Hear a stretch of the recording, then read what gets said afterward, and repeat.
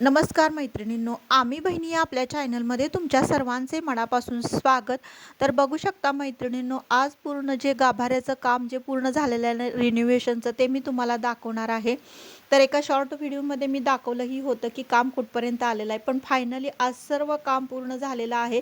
तर बघू शकता भिंतीला असा थोडासा सिल्वर टाईप कलर दिलेला आहे आणि वरती पी आणि खाली बघू शकता व्हाईट कलरची अशी फरशी घातलेली आहे. पूर्ण व्हाईट असा गाभारा झालेला आहे. खूप फ्रेश आणि खूप भारी वाटत आहे.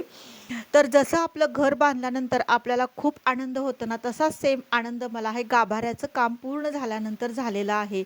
आपलं घर चकचकीत असावं, छान असावं असं जसं वाटतं ना, तसंच गाभारासुद्धा स्वच्छ छान असावा असं मनापासून मला वाटत होतं आणि ते फायनली काम पूर्ण झालेलं आहे. तर बघू शकता सगळीकडे असं फ्रेश आणि पांढरं शुभ्र गाभाऱ्यातलं प्रसन्न वातावरण बघून मनाला खूप प्रसन्नता वाटत आहे. दाराला सुद्धा असा सिल्वर कलर दिलेला आहे. बोर्ड पण हा चेंज केलेला आहे. तर पहिलं जे होतं ना, ते पूर्ण खपली पडत होतं आणि जे साईडचा कलर होता भिंतीचा, तो पण कलर गेल्यासारखा झाला होता आणि पूर्ण असं ट्यूबा जरी 2 लावल्या ना, तर काळपट कलर पूर्ण गाभाऱ्यात वाटत होता आणि फ्रेशपणा वाटत नव्हता. पूर्ण अंधार म्हणजे लाईट कितीही लावली तरीसुद्धा असं फ्रेश वाटत नव्हतं. तर आता जर बघितला तर बघू शकता किती सुंदर आणि किती छान असं वाटत आहे. तर खूप दिवस झाले इच्छा होती, पण ती आज इच्छा पूर्ण झालेली आहे. त्यामुळे मनाला खूप प्रसन्न वाटत आहे. त्याच्यानंतर बघू शकता बाहेर काही जास्त काम केलेलं नाही. फक्त ही जी भिंत आहे ना, ह्या भिंतीला फक्त कलर दिलेला आहे. कारण ती भिंत पण थोडीशी काळपट झाली होती. तर म्हणलं ह्या पण भिंतीला कलर देणं गरजेचं आहे. तर ह्या भिंतीला पूर्ण फक्त व्हाईट कलर म्हणजे सिल्वर कलर देऊन घेतलेला आहे. त्याच्यानंतर काय झालेलं आहे, जे काम सुरू होतं ना जवळजवळ महिनाभर, त्यामुळे सगळीकडं असा धुरळा, सगळीकडं असं पूर्ण पांढरं कलरचे डाग असे बरेच पडले होते. तर म्हणलं आता आज देऊळ स्वच्छ करणं गरजेचं आहे, कारण पूर्ण काम पूर्ण झाल्याशिवाय तर आपण त्या गोष्टी करू शकत नाही.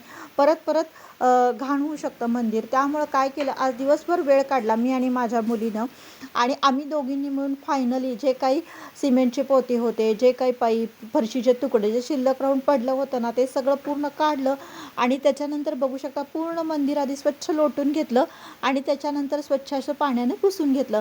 मंदिर तर धुवायचं आहे, पण आता सध्या पाण्याचा प्रॉब्लेम असल्यामुळं म्हणलं चला आता तात्पुरतं आपण पुसून तर घेऊया आणि 2-4 दिवसानंतर स्वच्छ असं धुया.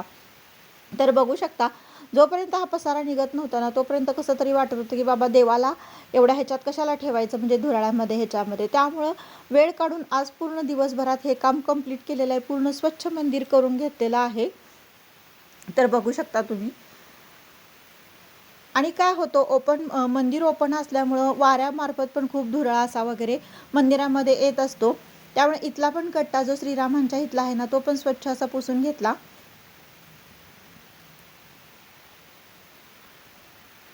आणि महाराजांच्या इथं पण पूर्ण पांढरट असे कलरचे डाग पडले होते आणि पूर्ण फरशी घाण झाली होती. ती पण स्वच्छ अशी पाण्याने पुसून घेतली. तर चला मैत्रिणींनो, भेटूया नेक्स्ट व्हिडिओमध्ये. बाय.